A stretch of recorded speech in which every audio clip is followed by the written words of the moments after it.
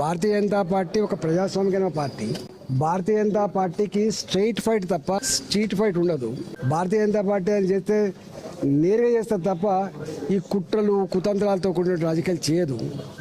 అందువల్ల ఎవరో బయట వాళ్ళు ఏదేదో మాట్లాడితే మమ్మల్ని వచ్చి నిజమా అబద్ధం అని అడగడం అనేది మంచిది కాదు. అది కానీ ఒక్కటి మాత్రం సత్యం ఏంటంటే ఈ మధ్య కాలంలో తెలంగాణ సమాజంలో వచ్చిన పెనుమార్పు ఏంటంటే 10 ఏళ్ల కాలంలో కేసీఆర్ నమ్మి ఓటేసిన కర్మాన్ని నట్టేట్లా ముంచిండ్రు.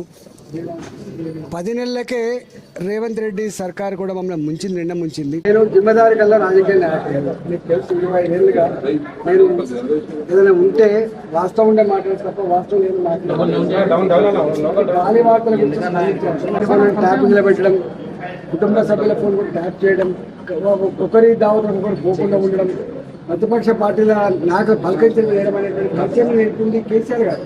దాన్ని కొనసాగిస్తున్నాడు రేవంత్ రెడ్డి. కాబట్టి నేనంటున్నాను మొదటి నుంచి కొట్టాలి. నాయకుల మధ్య పలకరించుకునేటువంటి కల్చర్ అనే సంస్కారం ఉండాలి. నన్ను ఎవరు అడిగారు కేసీఆర్ గారిని ముందు వెళ్ళిపోతే నా ముందు వెళ్ళిపోతే దండం పెట్టాలని చెప్పాను.